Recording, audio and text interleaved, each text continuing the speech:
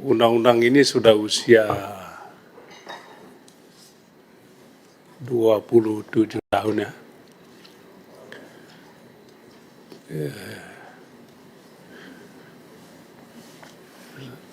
Apa penilaian para narasumber terhadap pelaksanaan undang-undang kepolisian yang lama ini, yang mau kita revisi ini? Ini penting saya tanya, sebab undang-undang dibuat tentu untuk mengatasi dan menyelesaikan masalah.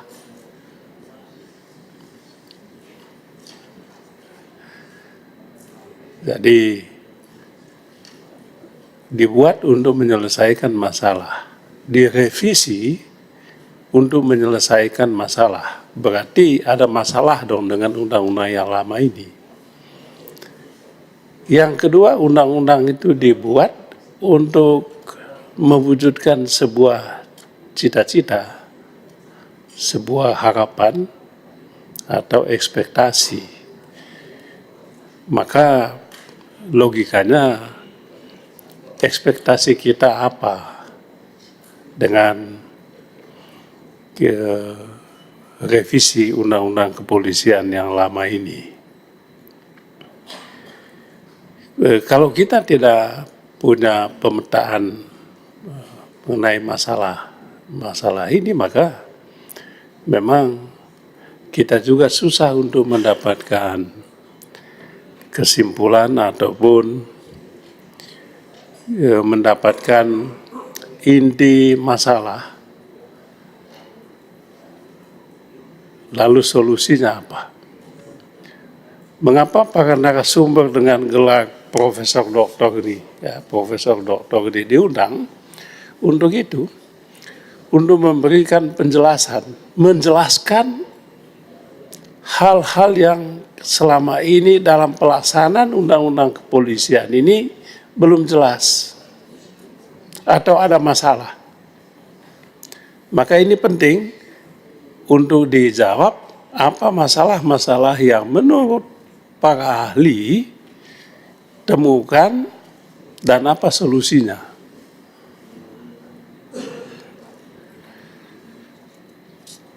Ya, tentu undang-undang kepolisian ini kalau mau kita bedah, satu berkaitan dengan kewenangan-kewenangan yang kita berikan kepada kepolisian. Nah, berkaitan dengan ini ada pertanyaan-pertanyaan panduan yang ingin saya sampaikan kepada para narasumber. Yang pertama, apakah kebijakan sekarang polisi kan ditugaskan untuk tanam jagung, ya kan?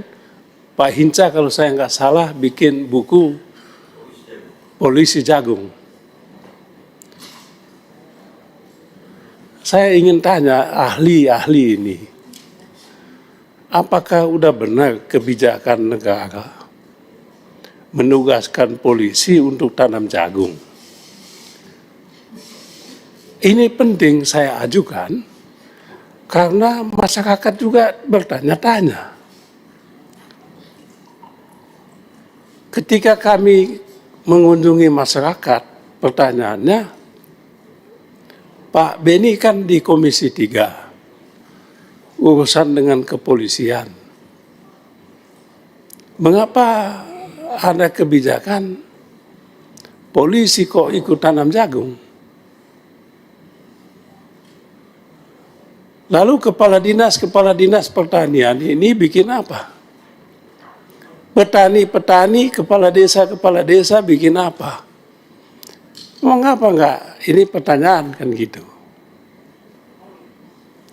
Ya, di dalam undang-undang ini ada penugasan, tadi disebut di sini penugasan.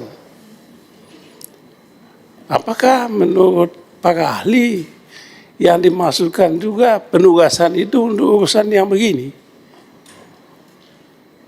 Tugas pokoknya ditinggalkan, tugas petani diambil alih. Kok tanam jagung? Saya sendiri setuju, tapi bukan tanam jagung, menggerakkan petani untuk tanam jagung, ya oke. Kan gitu, menggerakkan petani. Nah ini saya di sini kalian narasumber kutip banyak teori yang ya menurut saya tidak usah banyak teori. Kita ingin mendapatkan perspektif dari segi akademik.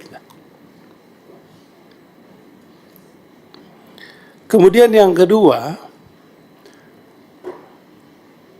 kewenangan kepolisian selama ini kan begitu luas. Tadi disinggung soal pengawasan. Pengawasan institusi kepolisian kita luar biasa. Pengawasan internal di saudara-saudara para ahli mesti tahu itu. Pengawasan internal itu ada untuk penyidikan saja, ada pengawasan khusus internal. Biro Wasidik. Untuk pelanggaran etika aja ada. Badan etik, macam-macam. Ada macam-macam, kalau saya uraikan itu ada lebih 5 pengawasan di dalam.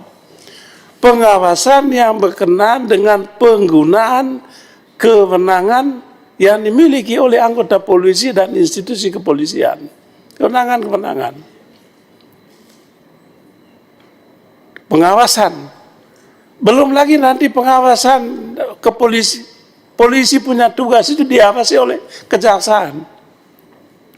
Kejaksaan punya tugas itu diawasi oleh hakim di pengadilan. Jadi pengawasannya berlapis-lapis. Untuk tugas penyidikan. Jadi tugas polisian yang paling penting itu adalah tugas di reskrim itu, penyidikan. Nah, kita ingin mendapatkan masukan dari para ahli mengenai sistem pengawasan ini. Apa masalahnya? Pelaksanaannya yang tidak efektif, belum efektif, atau apa masalahnya? Itu yang tadi saya bilang. Ahli harus datang dengan menyampaikan problem masalah. Dan ini solusinya. Solusi menurut akademia, solusi politik tentu kami yang akan tentukan. Tapi akademiknya aja tidak jelas, apalagi politik nanti. Itu pengawasan internal. Pengawasan eksternal ada Kompolnas. Luar biasa. Ada pengawasan masyarakat. Ada pengawasan DPR, kami Komisi 3 ini. Pengawasan politik. Ada pengawasan politik. Melalui rapat kerja dan rapat dengar pendapat kami setiap 3 bulan di sini. Bahkan sekarang kami mengawasi langsung polsek-polsek. Polres kami awasi. Karena apa? Keadilan itu harus langsung dirasakan oleh rakyat kecil. Itu pengawasan politik. Tapi bukan intervensi ya. Beda pengawasan politik dengan intervensi. Nah ini para ahli mau ketawa-ketawa ini. Nah, kadang-kala DPR juga mungkin dinilai kebablasan. Tapi yang penting bikin dulu. Kalau tidak bikin kan apa yang mau dinilai? Itu pengawasan politik penting. Nah, ahli-ahli mana ngomong soal ini?